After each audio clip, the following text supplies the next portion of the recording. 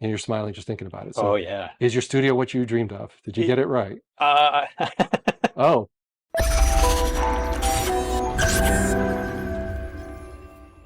but this is Matt Ferrell at my home here in January 2024. And we just did quite the solar and power storage tour of the whole home. And we talked a whole lot off camera and learned more about each other and some stuff in common. For one, upstate New York, we have in common. yeah. We both remember quite the snowstorm that was 30 inches in 93, March of 93 in Ithaca, and 40 inches by you in Rochester, Yep. not that far away. What I wanted to ask you more is your career pivot, right? So going over to YouTube and that whole thing. So the soul searching, how long did that go in your UX design kind of software background? Yeah. So tell me about that. I worked for 20 years in the software industry. So In the it's like, Waltham area, we had that in common too. I worked in Waltham for 20 yeah, years. Waltham, Newton, that area. Waltham, Mass. Ended up in downtown Boston near the end of my career as a senior creative director at a software company. Director means hiring and firing too, or Yeah. oh, Yeah. you're quit. So you didn't like that part, it sounds like. No, I had to lay people off. It was very Oh, unpleasant, but I also got to hire people, which was pretty awesome. So it's like I got to lead teams, creative teams of writers, artists, graphic designers, UI designers, UX designers. so before I ask more questions following up on that, I just want to say, if you don't know Matt Ferrell from Undecided, it's a very popular YouTube channel. Matt and I got to meet each other in New Haven looking at a very sustainable hotel project. It's called the Hotel Marcel. Matt's videos are incredibly influential and positive. So if you're looking, feeling glum about how the environment's looking and a path forward, Matt basically dives in real deep on numerous technologies that show a path forward for this world, right? Meaning it sounds so hard to replace all that stuff we're burning with electricity until you realize, oh, you only need about a third as much energy if you do move this world to electric. Yeah. And all that energy used to pump it out of the ground. Also, there's a lot of optimism in your channel, which is appreciated, I think, maybe by younger people too, and a younger audience, because a lot of stuff is rather glum, like, oh, it's futile. It's not. No, it's not. What is it? 80% of new cars in Norway last year were electric. Now I think the last quarter was like 96% of new cars in Norway are electric. And it's cold there. Yeah. So guess what? This stuff works, but you go even further. Your videos go real deep about wind turbines and all that. So that's why I want to ask, like, what kind of soul searching did you do in the software industry of 20 years of working on software and user interface? What kind of language are you using, by the way? Like, what were you doing this in? Well, a lot of this was in I started my career in the web. So I was doing a lot of PHP, MySQL, that kind of stuff. Okay. And then as I got up in my career and became a manager, I started doing less hands-on coding and developing. And the late 90s is when your career started. It was like 1997, Okay, 1998, that kind of time So frame. web was big. And you remember, I lived through the dot-com boom. Yep. So you saw dial-up modems move over to Ethernet, to T1 lines of businesses. That's where your career started. Yes. In early days. Yes. And then I ended up, my end of my career, I was working at a video game company. So I was working on video games in the Unity gaming engine, if anybody knows what Unity is. So it's like I was doing stuff like that at the end of my career. 3D stuff. Most of the games were 2D-ish. Well, but 3D rendering but, in 2D. But it was using a 3D engine to render everything. And so it was web games, that kind of stuff at the end of my career. But I worked at companies like TripAdvisor and stuff like that too. So, well, it gives me insight into when we were driving in my Model 3 a little bit ago, looking at the screen and talking about FSD and how we both upgraded to hardware 3 computers and how it's still jittery and how even this many years into it, it still shows a car that's sitting next to you parked, wiggling around. They've gotten much less, but it took so long. And you're just thinking, oh my gosh, why? Like just a little smoothing algorithm, a line of code. Tesla's weird that way, right? Yeah. Like they're doing brilliant stuff with what the car's actually seeing and doing, although that's been slower progress lately, I would say, in the last year. Mm-hmm. But still, some of their stuff is kind of weird. Well, it's the difference mindset between an engineer and then somebody like me who's a little more on that creative side, the UI UX side of things, where sometimes engineers are looking at things in a very black or white, ones and zeros point of view. And my career was all about focusing on what does the user want, what does the user expect out of this experience, and what's the best way to communicate with them. And so it's like that jittering car on the thing. It's like you could smooth that out and make that go away, even though behind the scenes it's happening, but to the user you don't see it, so it doesn't freak the user out. Or the passengers in the back seat, like we're supposed to trust that. Exactly. Yeah, exactly. Yeah. Well, you think about that stuff a lot. Obviously, I'm thinking about my comment my wife has made too about she's had her car for 4 years, her 2020 Model 3 standard range, and one of the things that annoyed her the most was a massive overhaul of the UI about a year into her owning it, the Christmas update. That bothered her a lot because you move menus, move where the wipers were, move some basic functions. That made you cringe as a professional from that space, I imagine. They can't pull that too many more times or she'd get really upset. Like that's their number one negative of the car. She loves everything else about it, not going to gas stations. but that does annoy her where she has a little bit of anxiety still, like PTSD from that major overhaul, feeling like, could that happen again? Or I get to go drive the car and I don't know how to do something because I haven't driven in a week or two. And or even worse, they moved it all over. Yep. So it's tough. That's how the industry is. If you need to move forward, you can irritate the heck out of the existing base, but it might be a better UI for all the future buyers. Do you rip the Band-Aid off, or do you baby step your way to where you want to end up going? That's always the balance. And so it's like I was always having to struggle with that and the stuff I was working on in my career. So those last, I don't know, 2-3 years, you started thinking about, could I make it as a YouTuber? How did that happen? Well, like my background is I have a bachelor's degree in information and communication design.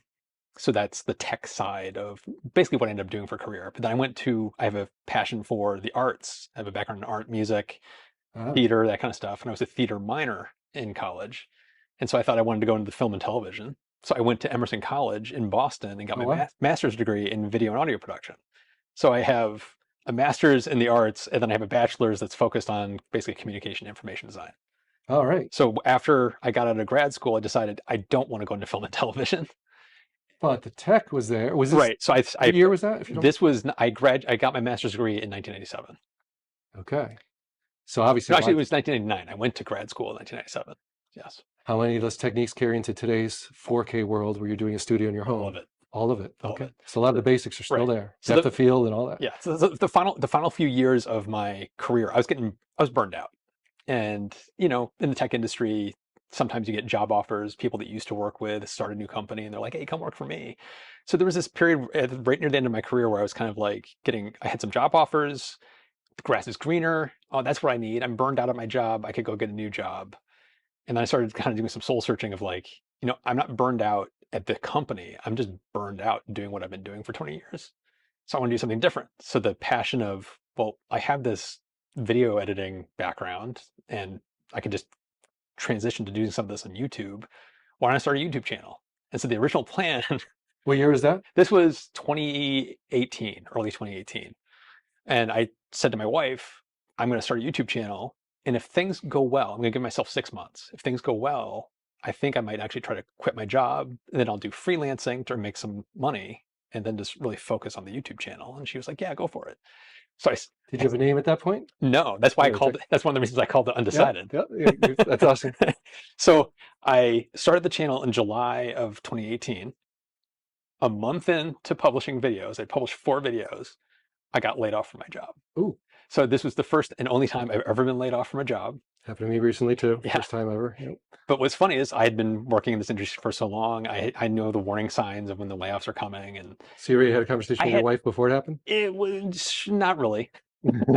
But coworkers that were working with me at the time, there was a lot of chatter of like, do you think layoffs are happening? I was like, yeah, I do think they're happening. People would ask, who do you think is going to get laid off? And I would immediately just say, me. It's like I'd be cutting middle management. So when it happened, exactly what I thought it was going to happen. It was me, a couple other middle managers that I was friends with. We all got hit. So it didn't surprise me when my boss called me into this office. He started giving me the little spiel, and I was that 30 seconds of like, oh my God, panic. I'm getting laid off. What am I going to do? And then I realized, oh wait, this was part of my plan. I wanted to leave anyway, and I'm going to get a nice juicy severance package from this that could become my seed money for what I was already planning on doing. Wow. So that was just dumb luck and timing that kind of like ended up helping me start my YouTube channel. Well, I wouldn't say dumb. You're smart about it. You're thinking about it for a while before it happened, right? Yeah. So you had a plan. Yeah. So I had that severance package. I did do some freelance UI work for the first year I was doing YouTube, but it was like, 15, 20 hours a week max. Was that helpful for skills ramp up? And oh, it was not really. Freelance was what kind of work? It was just UI work. I was doing work for some web companies doing software development. Yeah, so for their phone apps, they were redesigning stuff, and I was helping them out, doing some consulting with them. So now it's how many years later of YouTube channel? I'm heading to year 6. This July will be year 6. All right. Do you miss the coding? Nope. Now you still play with, I don't know, Home Assistant, a few lines of demo code, or you got a little bit of it. Yeah, no, I still nerd out and geek out and do some of that stuff, but I don't miss doing it for a job. Mm-hmm. You know what I mean? Doing it as a hobby, a little bit on the side, that kind of stuff. That stuff's fine. That's How about rebuilding your, Home Assistant's one thing. You have some control and you have some files you can save. Apple and HomeKit dying on you and have to redo. Not fun. No. Right? You had to delete everything and restart it. You share that story a little. 3 times.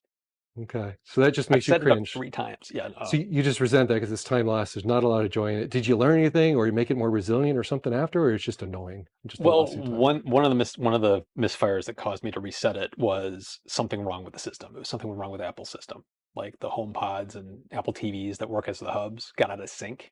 And Okay. depending on which, and you have as a user no control over which one's acting as your active hub at the moment. So if you Mm, have 3 HomePods and 2 Apple TVs, which one's actually acting as your hub? You have you go in the app and you look, and you have no way to manually switch it. So when an Apple TV was acting as my hub, my HomeKit was fine. mhm. If it switched to a HomePod, everything was like screwed up and broken, and there was no way to fix it. And when I contacted Apple, they basically said reset your HomeKit. And I was like, do you understand how many devices I have in my house? Do you understand how much I'm going to lose, how much time? They're like, that's the only thing you can really do. So All I right. nuked it, set it up again, and then the second time was a idiotic, stupid mistake where HomeKit was just fine, but I had the MyQ garage door openers that I had not linked back in after setting it up the second time. Hmm. And I was like going to get it in there, and I wanted to reset the HomeKit functionality inside the garage door openers to link them back in. Go and open the MyQ app, and there's a section that says HomeKit, and it says My Home, and I hit delete. That actually deleted my home. It was not resetting the MyQ HomeKit. It deleted my HomeKit, so my home stuff just disappeared. In the traditional Apple way, it didn't pop up, or are you sure, or any second window. No, It because just let you do this it. is a third-party app, and Oh, that's the fact that a third-party he's app allowed to do that. it should not even be allowed to do that. Well, hopefully you save someone a whole lot of grief hearing that. That's Yeah, awful. it was awful. So the support mechanism from Apple, was there any way to escalate to another human to really be sure what they're about to tell you to do? No. Yeah. And oh gosh. Well, so in the software development world and finding bugs, this stuff you're going through at home in a new home, Mhm. it's not like that different. It's similar skills. You're reaching out to companies, trying to be polite to people, trying to get an answer. Yeah. But Apple, it's not. Yeah, how serious are they when Siri hasn't gotten any smarter for a year or two? Anyway, you and I can tell. My shades now rely on it. My Yeah. HomeKit I'm doing. I didn't do HomeKit with my MyQ, by the way. I didn't bother.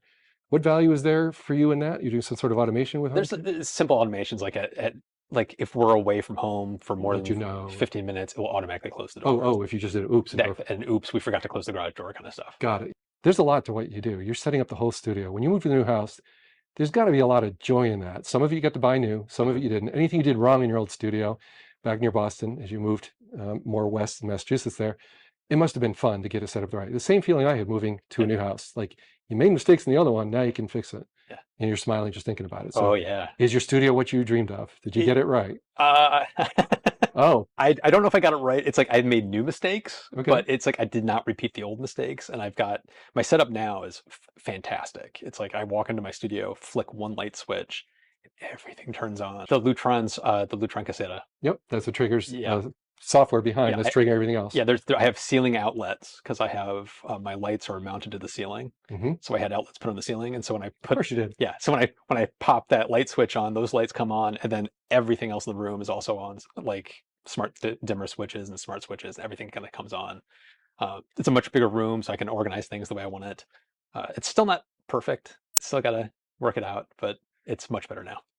I'm imagining your house, it's a forever home. You're not worried about if someone moved in someday, would they care about an outlet on the ceiling in one room? Who cares? No. It's not your, like, No, I it's don't cool. care. You're trying to make happiness while you're producing, and you actually have a business running out of that room. It's important. Yep. And I guess you got it quiet. You're isolated. You're down a hallway. My studio is HVAC is fine. it's the quietest room in the house Okay. by design. Even when a train goes by? Even when a train goes by, because my studio has no windows. Oh. So it is literally a black box, and then the door into you go through this door into my home office, and then there's another door into my studio. The door into my office is actually an outside rated door with weather seals and everything. Okay. And it sounds like you're going through an airlock when you open and close it. It's like because it's like sealing off. Little Star Trek reference there. Yeah, exactly. And then when you go into so that seals me off from the rest of the house. I don't hear anything in the house. And then when I go into the studio, when a train's going by, it's really kind of funny because like you can hear it. It's in the background. You can Okay. it's very very faint. You go walking into the office where there's windows, and it's so much louder. Like windows are like the biggest reason why noise gets into your house. Okay. Hotel Marcel, you and I heard remarkable quietness there. Yeah. Oh It was my, incredible. that was incredible. Our approaches were different, but I feel good about what we recorded today because I look forward to what your perspective on your house. Building new, but it did take almost 2 years. I think you were telling my wife. Yep. My wife and I, we only owned the 2 houses for 3 weeks. So we did a lot of running back and forth. There was one day I did 20 miles in these sneakers of moving stuff and snowblowers, and that was crazy. And by the way, in that process, we got rid of all gas. So snowblower, everything that was gas, mowers, all gone. Ego, electric, everything here too. Which sounds like you did at your house too. There's no more oil changes in your house either. And your new house never saw a drop of oil. My wife, I love my wife. Oh, there's still something. She still has a gas car. Oh, okay. Oh, you heard it here. Oh no! Yeah, I know. Oh, no. She drives a stick shift. She likes driving a stick shift. She doesn't want to give up the car yet. She doesn't drive a lot, so it's like minimal driving. Yep. Car's fine. So it's like it's probably better for the environment that she keeps it. Yeah, barely gets driven. Yeah, it's barely used, so it's like it doesn't matter at this point. But this is her last gas car. All right. So this one's a little trickier, but Marquez Brown, they watched the video like literally last night about YouTubers and burnout and looking for signs. Yeah. So we both share, like, for me, nerding out in the home and figuring out a machine that runs software that I could tell the world about, or a NAS and how to install iSCSI or NFS, or I just get a joy of doing that because I figure something out. Crickets on Google, can't find it. The stuff you're doing too with YouTube, when you research an article, you're finding stuff you're passionate about, and then you're flying and going and talk to the companies, which is really cool. Like you've been to London and all that. So as you look at the years ahead, is that kind of what keeps your vibrance and excitement up? Like you're getting to go back into the world and get to go see stuff in Texas or wherever, and meeting Matt Reisinger, I guess, would be really cool to see you two on camera. Yeah. Can't wait for that. Yeah. It seems like that's keeping you energized and pumped, right? I mean, because you've seen a lot of YouTubers and Tom Scott and other long timers just kind of say, yeah, you can burn out. This isn't an easy gig, right? Yeah. And you admitted to me, this is a lot of hours. This is not easy street. This is not easy. Yeah.